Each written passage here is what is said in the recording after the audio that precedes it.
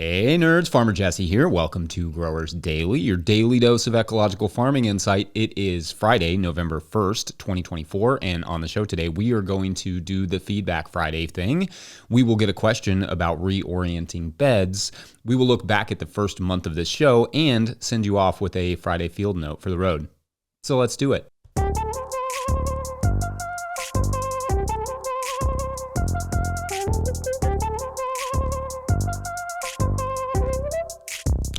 All right. Well, happy November, everyone. Seasonally speaking, I absolutely love this month. I feel like it's the month that gets some of the least plaudits here in the Northern Hemisphere, at least. But like I said yesterday, I love me some November.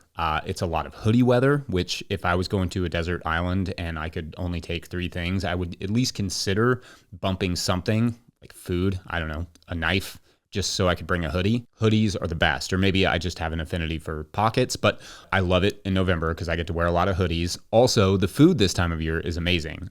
Sweet potatoes, of course, but also kale and spinach, carrots, sweetened by those first frosts, plus lettuce and winter squash, all the things. I love eating stews as well, but I can't really eat that many stews in like October yet. It just feels a little too early. And that's especially true this October, which was basically t-shirt weather every day, not stew weather. November feels like when I can finally indulge a little bit. That said, the forecast is calling for nearly 80 degrees on Sunday, Monday, and Tuesday this next week, plus basically more t-shirt weather for the next 10 days or so. So I probably do still have to hold off a little bit on celebrating my love of November by the looks of it, but soon enough. Finally got a little rain yesterday as well, so that's something new. Compared to most years, it has barely rained at all this year, and then we got a hurricane, and then it hasn't rained since. Once again, demonstrating this is a ludicrous business we are in. Hannah and I got our early voting out of the way yesterday, and huge shout out to early voting and to those poll workers. They're always so nice, and I'm always like, I want to do this. I want to hang out with the poll workers. And it should be said, I'm not always great in a crowd, so for me, it's nice that there is a time I can just roll through calmly before like there's big lines and lots of pressure.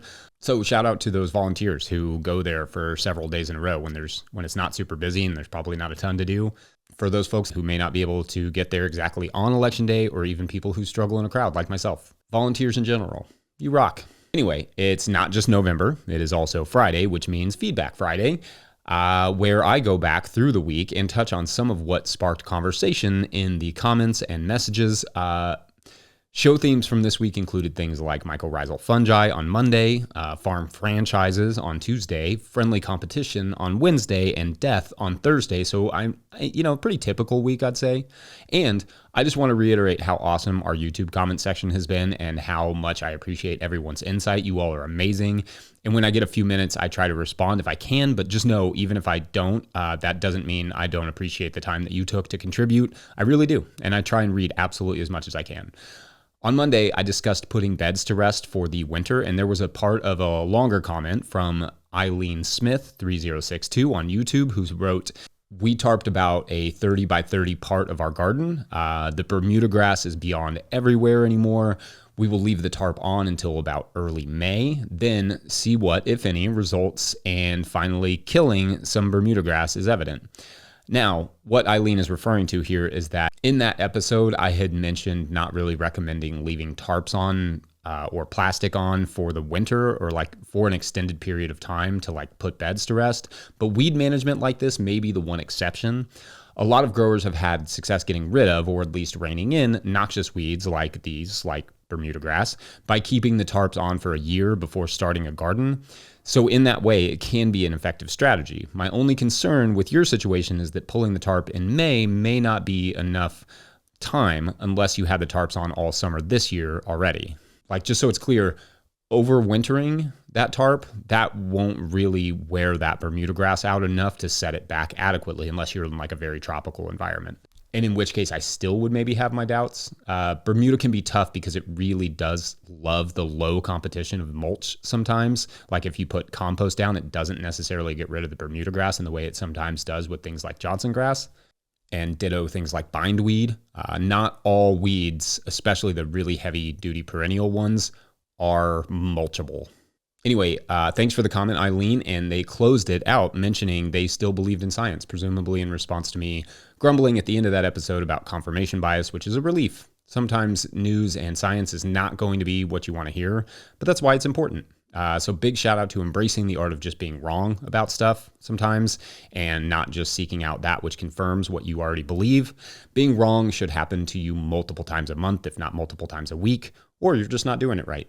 Unrelated to that, I loved the threads of people talking about AI in the comments from that show, debating what intelligence and cognition are. On a daily farming podcast. I love it. I discussed farm franchises on Tuesday, and it was interesting to see the divide in the comments from people being like, yeah, it could totally work, to others saying, they would never want to start a farm franchise. That just doesn't appeal to them. I don't know that I have a strong opinion either way on farm franchises. On the one hand, I think it would be an extraordinarily difficult thing to even attempt to create a franchise farm as the franchisee, but I can also see scenarios where it creates greater land access and provides new farmers with support and expertise in instant markets they may not normally have from the jump. I also think it could provide farmers with some of the business tools we all end up having to develop on our own anyway, which is itself a huge challenge. Does it take some of the romanticism out of starting a farm? Maybe. But also, when it comes to starting a farm business, the romanticism isn't always all that helpful. It can be a hindrance, to be honest with you. It's why people buy land, and sometimes the wrong land, before creating a business plan. Romanticism is why people force vegetable production on plots that should probably be pasture or forest. Romanticism can create beauty, absolutely, but it can also do the opposite, like when someone moves their partner to the middle of nowhere, away from their friends and community to live off-grid and start a farm from scratch with a few $1,000s. Romantic, sure, but also not a great way to start a business, which, for better or worse, is what a farm is. It's what a farm has to be, or it will just not survive. So perhaps the idea of a franchise, albeit less romantic, could provide a safer, more dependable pathway to the lifestyle one desires with fewer risks. That said, I know when we were just starting our farm, a franchise would have been a tough sell for my wife and me. Absolutely. For example, we didn't take an opportunity to farm land for free and live in a house for free near our family because we knew we'd never be able to own that property. We had another opportunity come our way to farm a larger organic farm nearby, to live there and for free. And the market was already established, which I think was like Whole Foods or something. And we said no to both of those because we wanted our own land and our own farm, which in retrospect was both romantic and dumb, given the quality of both of those opportunities, among others that would have popped up. But we were romantics. And now, 15 years later, we're finally sort of crawling out of the hole dug by starting a business like this, massively undercapitalized. So I am 100% sympathetic to the romanticism thing, but as a recovering romantic myself, I can also say it's not always the best approach. The best approach is respecting that a farm is just a business and it has to be treated as such or it won't last, which is as unromantic as it gets. My advice would be to reserve the romanticism for the life your farm business affords and supplies you, or not. Like I said, I probably wouldn't have listened to me either. That's how confirmation bias works. No one is immune to it, especially not the romantic.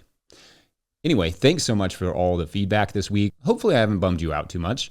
There are a lot of good stories about rats and mice and voles under yesterday's episode. If you need some uplift, probably uplift. And then we can all march smiling into the next segment talking about reorienting a garden. BRB. Today's episode is brought to you by Rimmel Greenhouses. Whether it's tomatoes to market, flowers in the spring, or your family's harvest, growing in a greenhouse protected from the weather provides the right environment that you need for a harvest that you can count on. Rimmel Greenhouses are designed for durability and offer the quality that you need to grow productively year-round. Visit rimmelgreenhouses.com to get a quote today. If I may editorialize for a second, I own a Rimmel tunnel. I love it. We built it ourselves, and I really appreciated the quality of the tunnel as well as the customer service we received in the process. So make sure to check them out. If you, the listener, are enjoying this podcast and want to support it, you can do so at patreon.com/no-till-growers. I will try to get to questions from everywhere that questions get to me, but I will always get to those Patreon questions. One note on questions, I started a new November show thread today at the Patreon page where you can add your questions. I am still going to get to everyone's questions from the October show thread. Some of them I am just looking for an expert to help me with. Others I just haven't gotten to yet, but answers are coming. Again, there are some 260 weekdays in a year, so I can tackle no small amount of questions. So don't be shy. Anyway, today's question comes from Tracy M, and it's a good long one. Tracy writes, I'm thinking of growing on a patch that has been fallow for about 10 years now. It is pretty good soil and had been very productive. It had permanent beds on it, raised but no sides, and they're still pretty much there, under grass and wildflowers. It is incredibly bumpy to mow or walk across. I could put tarps down. It's about 50 foot by 200 foot. For a while, and with some compost and broad forking, it would probably be good to go. The problem is the beds run the wrong direction and are the wrong spacing for how I farm now. Back when I built these beds, we had frequent heavy rains, and so they are oriented to allow the water to flow straight off down the hill. Our area has become much drier, and compost and mulch have helped manage the few big rain events we do have. I used to grow with beds 4 foot on center and now use 5 foot centers for everything. North to south is also important for what I plan on growing there, as shading out is a problem with my one remaining patch of east-west beds. I think that ignoring the old beds and running new ones perpendicular would be a disaster. I remember you changed the direction of your beds. Do you have any advice? I have a tractor and could scrape the high spots and smooth it out, put down an inch or two of compost, and plant a cover crop. Basically, start over. But I'm worried about the weed seeds and the soil structure. Is there any good way to smooth out this field without compacting the soil terribly? Would it be better to have it plowed or even tilled? Okay, great questions, Tracy, and there is a lot of good stuff in there to tackle. Let's start with, yes, I did have to reorient some of our beds, and it wasn't pretty, but it worked surprisingly well. Let me just take you through what we did. First, I needed to reorient these beds downhill because they weren't draining due to some pre-existing drain tile that poured into that area, which we had not known when we bought the property and could not find all of it when we started digging around looking for it. That plot was just staying too wet, and water was building in the pathways and rushing over the beds, taking compost and soil downhill because we're on a slope. So I didn't really have a choice. Nothing was growing in this area, and so there was inadequate photosynthesis going on and thus inadequate feeding of the soil. And eroded soil is not exactly what I'm about here. So in early August of last year, we replowed the entire area, effectively working in all that compost mulch, and then reformed the beds going the direction we needed them to go, more or less straight downhill. Next, we tarped the beds from early August until mid-September to kill the newly flushed weed seeds.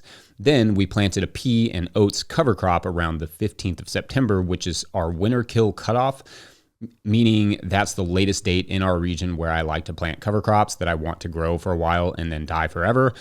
Anyway, then I raked that aside in the spring and planted those beds to potatoes and several other things, and had a great season in that plot, which for the 3 preceding seasons had been almost useless. And now I should never have to do that again to that area. It's pretty much set for life. Did I do a little damage to the soil ecology by plowing? Sure, probably did. But my timeline for working on this farm is not the next 6 months or 2 years. I hope to spend the next 20 or so years, or hope that at least someone will spend the next 20 or so years working on that soil and improving it. And there was just no way to really do that with the previous orientation. So that brings me back to your situation, Tracy. If it were me and I really wanted to reorient them, which I should be clear, don't assume the rains won't occasionally return because extreme swings are the new normal. So think hard about whether or not you want to reorient them. But if you did want to reorient them, I would follow the same process I just described. I would not scrape them, only because you could be creating a really intense slick of compaction doing that scraping on your soil, depending on what the soil type is and the level of moisture.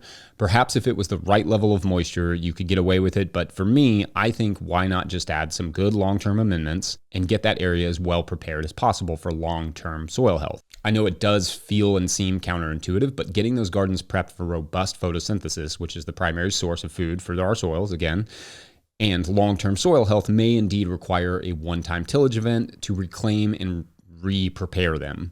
And that's okay. No-till is not necessarily never-till. No-till is a contextual practice that takes into account what the soil and the farmer needs for long-term ecological success, allowing them to ultimately reduce and eliminate tillage over time. Never-till is a dogma that may work sometimes, but may also cause more harm than good, especially in the short term.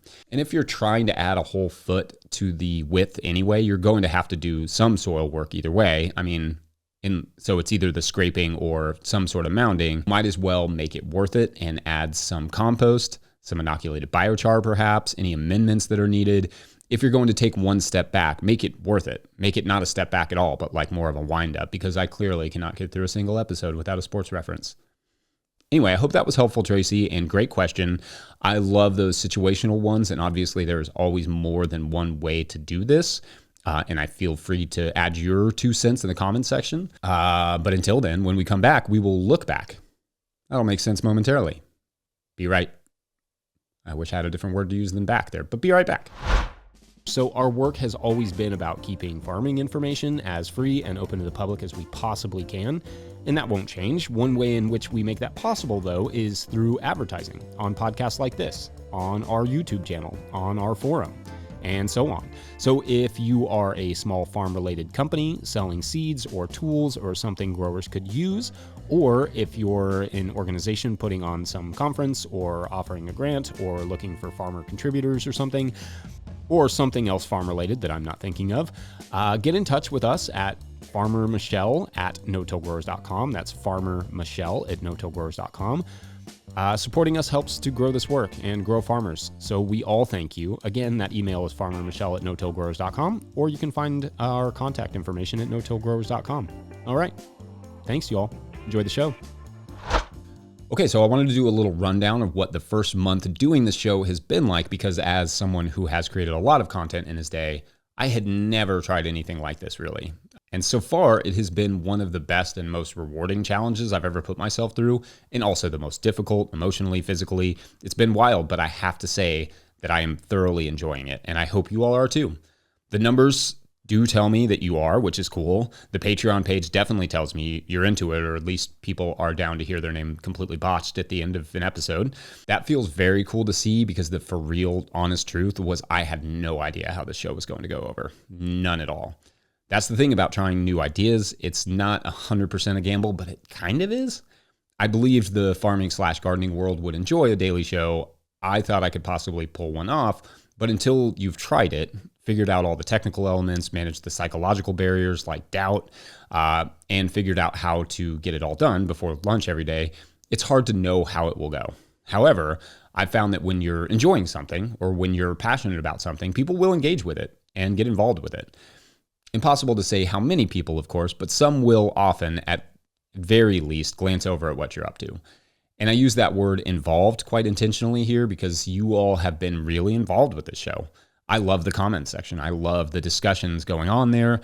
The messages have been great. Even, at least most, of the criticisms have been really thoughtful and helpful. Sure, there are people who have unreal expectations about what a single person can possibly be capable of on their own. And then there are people who actively hate the theme song, which I plan to tell that story of the theme song someday soon, because yes, it's weird, but also yes, that's kind of the point. That'll make sense someday. But then there's the rest of you offering insight and contributing and asking great questions and giving thoughtful feedback. It's very cool. And I feel a lot of responsibility to deliver day after day and be as accurate as humanly possible, while also feeling a lot of leeway to be human, which is good given that is what I technically classify as. It certainly took me a few weeks, but I feel like I am in a bit of a rhythm now, with this being my 24th episode already somehow. And as long as you all will stick around, then I will keep going. I can't even promise that every episode will be good or helpful or smart, or that I won't repeat things I've already said or occasionally contradict others, but I can guarantee that unless we all collectively decide otherwise, there will be a new episode nearly every week for the foreseeable future, which feels like a win. For me, it's fun and it's educational. I think I got into content creation to begin with because I liked teaching. And I like teaching because it's an amazing way to force yourself to learn new things and explore both what you already believe and what is new out there in the trade. I don't recommend content creation for everyone, and it is not anywhere near as lucrative as it once was, especially for the amount of work it takes. But I do think it's a good thing to try and share what you do in some way, anyway, whether that's presenting at a conference or keeping a Substack or just writing your systems down for yourself or your employees. Sharing is about sharing, sure, but sharing is also about refining and challenging yourself and your own ideas. Nothing will humble you faster than sharing. You actually have to look at what you're doing or what you believe and question whether or not it works and makes sense. All that to say, I really appreciate you listeners and watchers for keeping me focused on trying to get it right. to be as accurate as I can and putting up with my dad jokes, dry humor, nerdery, digressions, all the stuff. Anyway, I'm going to wrap it up there, and I'll finish with a Friday field note. But first, thank you all for another great week and a great first month. Welcome to November. I'll see you all back here Monday with a report from the soccer tournament weekend, hopefully a positive one. Huge thanks to Willie Breeding for the perpetually polarizing theme song. Thank you to the crew at No-Till Growers for their support. Thank you to everyone who has been listening and engaging and subscribing and following, and especially those who have moseyed over to the Patreon page to sign up, where at a certain level, or if you just bump up from one level to another, or heck, let's just keep it rolling for another month. If you sign up in the month of November, you get a shout out on the show because I'm enjoying doing them. So big shout outs today to, gotta get myself prepared here. Oh, it's a big list today. All right. Bill King, Byron Green, Chris Yates, Stephen Smith, Chris Henshaw, Joanna Schnerman, Lynn Tompkins, Pierre Ann Lachance at Yellowbird Creek Restoration Farm, Rusty, Ben McQuay. Oh, these names are starting to sound like an action thriller. I think this is where we're going with this one. This one is, there's a lot of names here, so it's going to have to be more of like a TV series, but I think Ben McQuay, you may be the star here. A name like Ben McQuay, I don't see anybody beating that one. Brad Liston, Wonderful Tiny Farm, where it all goes down. Kristen Woschlagel. Kristen is like the agent in charge of everything. Let's see who else we got here. Meredith Light from Granite Springs Farm. Polly. Livsring Ved Siljen. Okay, no, I'm nailing this one. Livsring Ved Silji Heisted. I mean, clearly the antagonist, right? Gotta be. Eric Rutan, John Repko, and Jamie Chevalier. This is going to be a great show, you all. I feel like there's going to be a lot of action. There's going to be a lot of farms involved. I mean, all this stuff has to take place at a farmer's market, clearly. Otherwise, I look forward to seeing it. Tell me when the trailer's out. Otherwise, you all have a great weekend. We'll see you on Monday. Thanks for watching or listening. Bye. So I'm out cleaning up some of the stuff that's just like laying around the farm.